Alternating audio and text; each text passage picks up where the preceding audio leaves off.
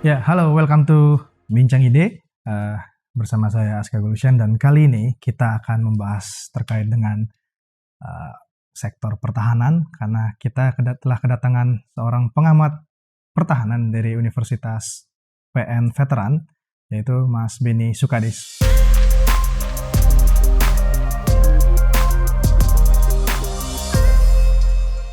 Mas Beni, terima kasih sudah hadir. Ya, selamat Mas. Terima kasih. Mas, mungkin untuk mulai boleh kenalan singkat aja Mas ke teman-teman di penonton nih. Ya boleh. Terima kasih. Singkat. Ya terima kasih Aska dan teman-teman. Nama saya Beni Sukadis. Kebetulan saya dosen ya di Universitas Pembangunan Nasional Veteran Jakarta di Prodi Hubungan Internasional. Jadi memang fokus kajian dan amatannya itu di bidang pertahanan ya Mas ya? Betul. Oke. Mungkin kalau membahas dengan pertahanan kan yang paling menarik bahwa beberapa tahun terakhir ini anggaran pertahanan meningkat cukup tinggi ya kalau kita amati dan mungkin boleh dilihat dulu Mas, apa dampaknya dengan kenaikan itu? Apakah ada perubahan signifikan terhadap kapasitas militer kita atau lainnya? Ya, mungkin kita harus diawali dengan semacam introduction ya. Anggaran itu kan hanya konsekuensi dari kebijakan strategis dalam membentuk postur pertahanan gitu. Nah, tentu dalam postur pertahanan itu ada 3 elemen ya. Pertama adalah pembangunan kekuatan, pembangunan kapabilitas, dan gelar kekuatan ya. Pembangunan kekuatan artinya bagaimana TNI AU, AD, AL itu memiliki kemampuan yang mumpuni dan dianggap memiliki fungsi pertahanan. Kemudian kapabilitas tentunya dia memiliki kemampuan dalam konteks apakah dia punya keahlian teritorial dan kemampuan tempur. Gelar kekuatan itu terkait tentang bagaimana struktur organisasi dari pusat sampai daerah. Dan tentunya nih postur ini kan punya konsekuensi anggaran. Jika itu sesuai dengan kebijakan pertahanan yang kita miliki gitu. Awalnya sebenarnya dari buku putih pertahanan gitu kan. Buku putih kan ada sebagai dokumen strategis itu. Sehingga jika kita lihat lagi secara dalam, tentu kita melihat lingkungan strategis. Apa saja tantangan dan ancaman yang kita miliki gitu loh. Kalau saya lihat terakhir itu kan dalam buku putih pertahanan 2015, sebagian besar ancaman itu sebenarnya berasal dari ancaman non-tradisional dibanding ancaman tradisional. Kalau ancaman tradisional kan agresi, invasi dari negara asing. Nah, kalau ancaman non-tradisional artinya kan itu berdasarkan dari aktor-aktor non-negara. Baik itu bisa juga kelompok tertentu, kelompok teroris ataupun kelompok-kelompok yang melakukan upaya-upaya seperti pencurian ikan oleh nelayan Cina itu kan aktor non-negara. Nah, tentunya berdasarkan ancaman tantangan itu kita susun satu postur. Nah, yang dulu kita dianggap itu namanya ada rencana strategis jangka panjang yang sudah dimulai sejak Pak Susilo zaman Bambang Yudhoyono sejak 2010 sampai 2024 sebenarnya. Jadi ya disebut kebutuhan pokok minimum gitu kan. Sekarang ini tahun 2019 sampai 2024 ini kita melalui tahap ketiga dalam untuk memenuhi kebutuhan pokok minimum tersebut. Nah, konsekuensi tentu harus ada anggaran gitu loh. Nah, kenapa banyak pertanyaan dari berbagai pihak selama ini kan paling tidak 5-7 tahun terakhir memang terjadi kenaikan yang signifikan. Kita ketahui 3 tahun lalu kita 2001 kita mencapai 132 triliun. Tahun ini 134 triliun. Nah, tentunya kan secara kritis ya siapapun bisa menanyakan kemana aja nih anggarannya kan. Tentu saja kan gitu ya. Kalau kita bedah secara detail lagi Mas ya, mungkin 70-80% itu anggaran itu habisnya untuk belanja rutin Mas. 70-80%, oke. Itu kan berarti besar sekali. Anggaran belanja rutin itu arti kesejahteraan pegawai, gaji pegawai, dan juga belanja-belanja modal yang kebutuhan sehari-hari kan dari Kementerian Pertahanan. Artinya kan bisa aja mungkin ada kebutuhan kebutuhan kantor dan listrik dan segala macam. Itu ideal atau jauh dari ideal Mas? Jauh dari ideal Mas. Karena dilihat lagi secara dalam hampir 40% sampai 50% itu buat gaji personel TNI dan personel PNS. Sedangkan TNI kita semuanya ada 530. Artinya itu kalau dari sisi anggaran itu tidak sehat. Mestinya maksimal itu untuk kesejahteraan atau gaji itu 35% dari keseluruhan anggaran pertahanan. Sehingga itu salah satu yang kenapa menurut saya yang harus kita sorot. Kok kelihatannya kita lebih banyak membelanjakan untuk belanja pegawai dibanding untuk belanja yang lain yang lebih penting. Mungkin salah satu mungkin modernisasi gitu. Walaupun kita juga harus mengkritisi secara detail apa saja ya. Nah, tentu saja jadi orang melihat dampaknya memang belum kelihatan, Mas. Memang nggak kelihatan sampai sana. Sampai contoh terakhir ya, paling tidak sampai 2021 rencana jangka panjang sampai 2020 itu baru mencapai 63% dari 100% kan. Oke. Artinya pemilihan yang dilakukan dari sejak 2010 sampai 2020 itu hanya mencapai 63%. Berarti ada sekitar 37% lagi yang harus dibelanjakan untuk pembelian modernisasi alutsista. Nah ini kita harus lihat juga bahwa dalam konteks ini memang fiskal ekonomi kita tidak bisa membeli belanja secara banyak gitu loh. Makanya kalau beli itu kan tentunya harus ada anggaran yang dialokasikan oleh Kementerian Keuangan berdasarkan rencana strategis jangka panjang yang sudah disetujui oleh Bappenas ya. Jadi ada 3 pihak sebenarnya yang punya wewenang dalam menyusun anggaran. Pertama Bappenas, dia menyusun rencana jangka panjang dalam bukunya. Kemudian juga Kemhan yang menyusun kebutuhan-kebutuhan pentingnya gitu kan, prioritasnya apa saja, modernisasi. Kemudian juga keuangan, dia memberikan keuangan alokasi. Kalau dia ada alokasi nggak bisa dia akan membelanjakan. Sebenarnya kalau kita lihat secara detail juga, anggaran pembelanjaan itu mungkin tidak mencapai 10 triliun per tahunnya. Anggaran untuk pembelian alutsista nggak nyampe 10 triliun. Dari 134. Jadi sebenarnya kecil. Oke. Sisanya jadi ada 3 kalau sumber dana pembelian alutsista. Pertama ada rupiah murni, artinya APBN. Artinya dari pajak masyarakat dan biaya masyarakat. Kemudian 2 adalah PLN, pinjaman luar negeri. Ini berarti kita meminjam dari negara asing. Misal kita beli pusat dari luar negeri kan, tentu ada bank yang menjamin untuk pinjaman lunaknya kan, itu pinjaman luar negeri. Kemudian ada pinjaman dalam negeri. Pinjaman dalam negeri artinya dari bank dalam negeri. Kalau pinjaman luar negeri jelas kita ketika membeli alutsista dari luar negeri, apakah dari Amerika, dari Prancis. Tapi kalau pinjaman dalam negeri kita melakukan pembelian dari industri pertahanan kita gitu loh. Nah, yang besar itu justru memang PLN karena memang sebagian besar kebutuhan alutsista kita dari luar negeri gitu kan. Apakah pesawat, apakah kapal perang dan lain-lain itu, dan itu yang mahal, apalagi kapal selam gitu. Nah, ini yang menurut saya selama 20 tahun terakhir kita punya keterbatasan anggaran itu. Bahwa kita butuh modernisasi betul, tapi kita harus lihat lagi prioritas dari rencana ini apa gitu loh. Karena saya tidak melihat itu yang terlihat dari paling tidak 20 tahun sampai 15 tahun saya nggak lihat itu. Prioritasnya kadang tergantung presiden ini berubah. Ganti presiden berubah. Nah ini kan buat kita orang luar kan cukup membingungkan gitu. Makanya itu yang Mas bilang tadi dampak kepada masyarakat nggak kelihatan. Betul kalau itu Anda bilang betul karena memang secara kasat mata memang belum terlihat pembangunan ini berhasil kira-kira gitu. Oke. Jadi tadi kalau saya coba tangkap, Mas Bini menyatakan bahwa dari anggaran 130 sekian triliun itu ternyata hanya porsi yang kecil sekali yang terpakai untuk pengembangan modernisasi kapasitas militer kita gitu ya Mas ya. Betul. Selebihnya habis untuk anggaran rutin operasional yang tidak ada signifikansi bagi pengembangan kekuatan militer. Betul. Oke, dan tadi saya menarik menarik bahwa ada 3 sumber ternyata. Jadi 2 dari 3 sumber itu adalah pinjaman sifatnya. Betul. Termasuk pinjaman luar negeri. Jadi pembelian yang selama ini dilakukan itu pinjaman Mas atau gimana itu? Iya, jelas lah kalau kita akan mendapatkan alutsista sumbernya dari luar negeri, dari negara manapun, pasti kita mendapatkan pinjaman, Mas. Oke. Biasanya pinjaman antara 15 sampai 20 tahun gitu. Itu pasti. Dan itu tergantung negosiasi juga kan. Namanya kita pembelian kontrak gitu kan, kayak beli mobil kan pasti ada negosiasi juga. Kita mau bayar berapa tahun? 5 tahun, 15 tahun atau 10 tahun kan. Dan kan ada kondisi-kondisi yang harus ini kan. Dan penjamin biasanya kan dari bank kan pasti kira-kira gitu kan. Betul nggak? Itu hampir sama sebenarnya. Cuman di luar negeri kan pasti bank luar negeri. Makanya jadi itu yang disebut pinjaman luar negeri. Tapi tentunya kan itu adalah utang. Namanya pinjam utang. Itu dia maksudnya. Dan itu kan harus diambil dari kas negara lagi, dari Kementerian Keuangan. Nah itu bagaimana Kementerian Keuangan untuk mengalokasikan ini gitu. Dalam konteks fiskal yang ketat ini. Apalagi 2 tahun terakhir kita mengalami pandemi COVID ya. Dan ketika pandemi kan terjadi pemotongan anggaran di semua departemen, termasuk Kemhan ya. Kemhan itu mengalami pemotongan mungkin sekitar, banyak juga itu, mungkin sekitar 30%, 40% dia termasuk dipotong itu anggarannya. Oke.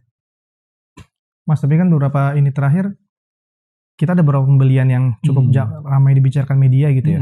Sebenarnya itu gimana sih pembelian-pembelian itu? Iya, yang mungkin yang kita bisa lihat secara kasat mata itu mungkin ada 3 isu ya. Pertama adalah soal pembelian Mirage yang awal tahun ini sudah dilakukan kontraknya ya. Kita nggak salah beli 6 Mirage bekas dari Qatar ya. Qatar itu ya. Nah ini kan harganya 12 triliun mas. Kalau kita lihat, kalau 12 triliun kalau kita beli baru bisa dapat pesawat berapa? Itu mungkin bisa dapat pesawatnya F-16 ya. Mungkin bisa dapat 10 atau 9 gitu. Mungkin ya. Mungkin, tapi kan itu tergantung negosiasi juga kira-kira. Pertanyaannya, kenapa kita harus beli bekas, Mas? Ketika uang itu ada kan, maksudnya ada itu dalam arti walaupun ini konteksnya pinjaman juga kan, ini PLN kan dapatnya. Tapi kan 12 triliun yang kita akan habiskan selama 15 tahun walaupun dengan kredit, itu kan dari pinjaman luar negeri tadi. Tapi kan tetap harus diganti, namanya utang kan harus dikredit, kasih bayar dengan melalui APBN. Nah justru ini yang kita pertanyakan, kenapa kita harus beli bekas? Jadi kalau kita mampu untuk beli yang baru, kita harus beli baru, Mas. Itu Mirage. Kedua soal yang mungkin soal KFX ya. Pertama KFX. KFX ini adalah sebenarnya diinisiasi pas zaman Pak SBY ya. Nah, 2 tahun terakhir kita tidak mampu untuk membayar utang yang menurut dia sekitar 200 juta dolar. Kan kita Indonesia kan termasuk memiliki porsi 20% dalam konteks proyek KFX ini. Jadi jet tempur Korea di Indonesia itu kan. Tapi karena kemampuan yang terbatas, saya nggak tahu kenapa kelihatannya ada tarik mundur gitu loh. Karena seingat saya 3 tahun lalu kita sempat bayar, tapi tahun ini kita nggak bayar. Nah ini yang ditagih terus. Kalau Anda baca berita di media-media Korea, kita ditagih terus ini sama si negara Korea. Karena kita masih nunggak gitu loh. Kan menjadi pertanyaan kita, ini pemerintah ini benar memprioritaskan pemilihan ini atau tidak? Kalau tidak ya kan dia harus meninggalkan ini kan. Tapi konsekuensi kan ada, artinya ada hubungan yang memburuk antara Indonesia dan Korea. Jadi sudah bekerja sama, terus ada kerjasama gitu modelnya. Betul, ada tanggung jawab pembiayaan di Korea dan di Indonesia. Tapi porsi kita belum terbayarkan. Belum terbayarkan ya. Dalam konteks itu kan, walaupun memang kan diangsur kan. Oke. Jadi itu yang menurut saya juga kelihatannya pemerintah maju mundur untuk membayar. Saya lihat itu loh. Kan jadi yang jadi pertanyaan ini, apakah memang untuk pembelian ini, pengadaan ini prioritas atau tidak gitu loh. Sampai sekarang pun kan masih kita belum bisa mendapat jawaban. Kalau mau diputuskan ya diputuskan, tapi kan ada konsekuensi. Kalau dilanjutkan gimana gitu kan. Nah ini menurut saya yang justru membingungkan buat orang luar, apalagi buat pertahanannya bingung, apalagi orang luar kan biasa gitu. Itu yang ketiga, itu kedua itu Mas. Ketiga yang soal kapal selam. Kapal selam Korea Selatan juga ini sama. Kenapa? Isunya apa itu? Ini gini Mas, jadi kita itu adalah konsumen pertama dari produk kapal selam Korea ini. Karena di satu sisi sejak awal spesifikasi yang kita minta tidak sesuai dengan apa yang dikirim gitu. Spesifikasi kita agak tinggi, ternyata yang dikirim di bawah spesifikasi itu. Sehingga itu mengecewakan Angkatan Laut dan Kementerian Pertahanan gitu loh. Memang di satu sisi dalam satu sisi berarti ada pengawasan yang lepas dong. Kok dia dibeli atau spesifikasi ada di bawah itu gitu loh. Nah, dan kedua, karena selain di bawah spesifikasi, kapal ini nggak bisa dipakai buat perang sebenarnya sekarang ini. Buat latihan saja, buat kadet-kadet. Nah ini kan jadi persoalan. Padahal kan fungsinya kapal selam untuk menjaga kedaulatan teritorial kita, gitu, untuk menjaga NKRI. Tapi ternyata kemampuannya tidak sampai apa yang diharapkan gitu loh. Kan ini menurut saya di sini menimbulkan masalah gitu loh. Jadi masalah baru gitu loh kira-kira. Ini beli baru kalau yang kapal selam. Kalau ini begitu beli baru kita. Produk pertama kan di Korea gitu kan. Produk kedua di sini cuman hanya assembling Mas. Jadi bawa di sana barang taruh sini. Jadi satu gitu loh. Semuanya baru. Kan kita udah 3. Dari Korea. Emang Korea tuh memproduksi baru gitu loh. Baru mulai atau baru? Iya sebenarnya dia ambil lisensi dari Jerman. Oke. Cuman dia ada trik dari Korea, dia tidak mau membayar lisensi yang itu. Dia bikin spesifikasi baru. Dan itu yang spesifikasi ini yang membuat fatal, intinya dia memperpanjang nggak salah. Jadi misalnya panjang segini diperpanjang. Saya ingat saya dulu pas trial pertama tahun 2014 atau 2015. Itu pas trial dia udah jadi, itu tenggelam sempat, bukan tenggelam Mas, kemasukan air di Koreanya, dites di galangnya itu. Jadi protes mau nyelam, itu tenggelam, kemasukan air. Itu sebelum dibawa ke sini Mas, itu 2015 saya ingat benar. Kan ini kan sebenarnya emang nggak ada di koran, ini nggak ada. Jadi menurut saya ini kan semacam masalah baru juga gitu. Oke. Artinya alokasi anggaran yang Anda bilang itu besar kok ternyata tidak sesuai dengan apa yang kita harapkan. Itu sangat artinya buat saya sih apa istilahnya tragis juga Mas gitu. Nah itu yang jadi pertanyaan publik sebenarnya Mas. Betul. Jadi tadi mungkin terutama misalnya 2 kasus yang pertama, jika memang anggaran kita meningkat, kenapa kita harus membeli yang bekas dan betul. Yang kedua tadi yang apa namanya? Ya kenapa yang kedua itu apa tadi? Yang pertama Mirage, yang kedua KFX tadi ya. Yang KFX ya? Ya soal itu kenapa kita itu kerjasama kenapa kita menunggak ya, tidak membayar ya. Padahal anggaran kita meningkat gitu. Jadi isunya tuh di mana ya Mas berarti? Ya, saya pikir titik kesalahan manajemennya atau jadi mungkin ini ada beberapa faktor ya Mas. Mungkin pertama memang prioritas yang apa yang kita mau itu ternyata tidak dijalankan. Jadi antara ideal, antara kebijakan dan implementasi agak jauh gitu loh. Jadi banyak melencengnya gitu loh. Kedua soal pengawasan, baik pengawasan internal di Kemhan tentang terutama yang kapal selam itu. Kenapa spesifikasi yang kita minta di bawah itu gitu kan? Mesti kan ada internal dong dari TNI AL-nya atau dari Kemhannya untuk bisa mengawasi. Kedua soal pengawasan politik dari Komisi 1 Mas. Nah ini Komisi 1 kerjanya ngapain aja kira-kira gitu kalau saya boleh belak-belakan gitu. Karena kan itu masuk pengawasan soal urusan anggaran itu apalagi pembelian alutsista kan Komisi 1 yang mestinya bersuara kan. Dibanding orang sipil kayak saya gini gitu. Tapi decision makingnya di mana Mas?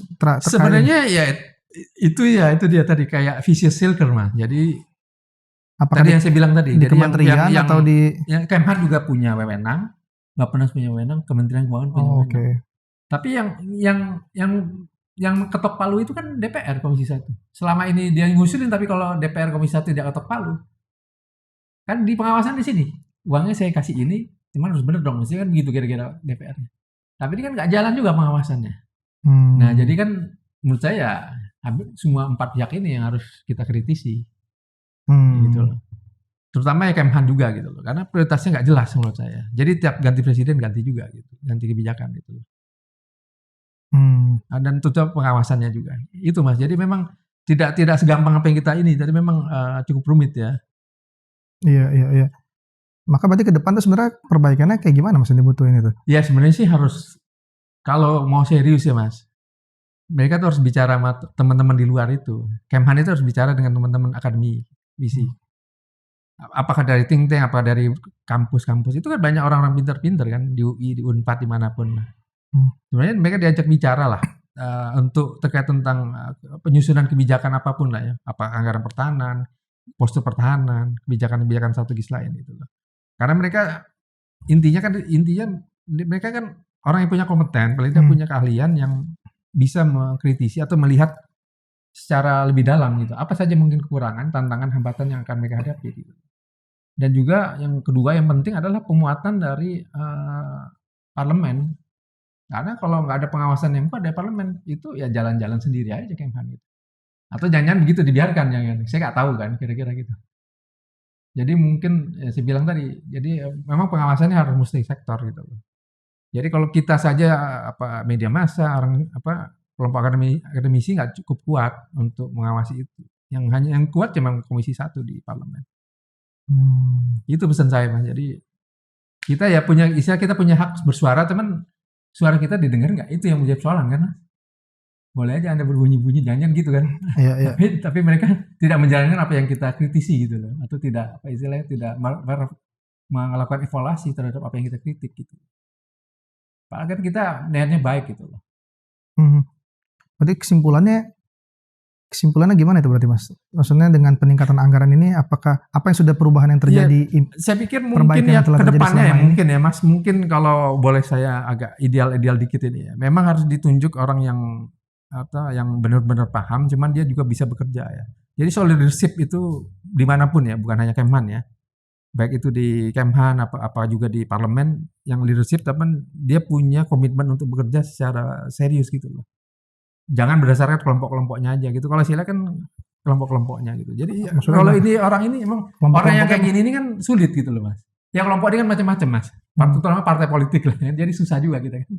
Jadi apalagi kan di luar itu gitu. Jadi memang tidak segampang yang kita lihat dari luar gitu. Tapi memang soal leadership misalnya kita tunjuk siapa Menteri Pertahanan. Kayak dulu kan Pak Yuwono ada ya. Itu Pak Yuwono menurut saya salah satunya menteri yang beranilah menurut saya berhadapan dengan tentara. Dan dia punya visi juga gitu loh. Bukan hanya kan ex tentara gitu kan. Kalau ex tentara sih semua orang banyak ex tentara kan. Cuman punya visi gitu loh. Tadi Mas Benny menyebut ada kelompok tertentu Mas ya. Itu kan sebetulnya apa namanya? Tuduhan yang tidak ya bisa dikatakan cukup serius gitu Mas. Iya. Bisa dijelaskan lebih lanjut apa? Bagaimana itu? Kan gini Mas. Jadi kebetulan memang 2 tahun lalu kan salah satu pengamat militer sempat ngomongin ini kan soal anggaran pertahanan yang 20 tahun lagi kan ada rencana yang sampai 2045 itu kan. Memang dia sebutin satu perusahaan gitu kan. Tapi setelah kita lihat di balik ini perusahaan ini kok orang-orang partai tertentu gitu loh kan. Nah, tapi persoalannya perusahaan ini fungsinya apa di Kemhan gitu. Walaupun memang didirikan oleh yayasan di bawah Kemhan gitu loh. Yang menurut informasi yang saya dengar memang salah satu ini mereka memberikan konsultasi terkait tentang pembelian alutsista gitu loh. Nah, persoalannya kan yang dominan kan ke orang partai tertentu di situ. Apakah tidak ada konflik interest gitu antara kepentingan negara dan kepentingan kelompok ini gitu. Dan itu yang harus kita lihat juga, kita kritisi juga dong. Kira-kira gitu Mas. Peran perusahaannya gimana Mas? Sorry. Jadi perusahaan itu memberikan semacam advisory, memberikan konsultasi terkait tentang pembelian alutsista dari luar negeri terutama. Jadi dia yang menjadi semacam bukan broker, jadi perusahaan konsultan lah kira-kira kan gitu. Cuman memberikan nasihat tentang pembelian alutsista dari luar negeri gitu. Itu yang tadi Mas bilang didominasi itu. Ya itu didominasi oleh kelompok-kelompok tertentu itu gitu loh. Tapi persoalannya apakah memang perlu perusahaan ini gitu kan? Kenapa nggak ada kan di Kemhan ada KKIP namanya Komite Kebijakan Industri Pertahanan. Padahal itu ya sudah sebenarnya dia yang secara sah menurut Undang-Undang Industri Pertahanan yang memberikan nasihat secara resmi secara formal. Kenapa harus ada PT juga gitu? Kan ada dualisme dong kira-kira. Kalau kita lihat secara dalam betul nggak Mas? KKIP itu memang di kepala presiden langsung, cuman koordinator hari ini menteri. Ingin aja, tapi di situ ada perusahaan yang memberikan konsultasi juga gitu. Apakah tidak ada pertentangan atau konflik of interest juga gitu kan? Padahal yang benar-benar memberikan misalkan TNI AL butuh ABC, ya ini KKIP ini karena secara formal dan undang-undang ada wewenang dia begitu. Nah, tapi gunanya apa dong PT ini gitu? Kira-kira gitu loh. Konflik interest macam apa maksudnya? Iya, artinya kan antara kepentingan negara dan kepentingan ini ketemu nggak gitu loh. Kan yang kita khawatirkan persoalan didominasi oleh kelompok tertentu tadi yang saya bilang dari. Oke Mas, ini siap kalau gitu mungkin. Ya. Ini cukup menarik dan sudah mulai nyerempet berbahaya ngeri-ngeri sedap nih kalau ada.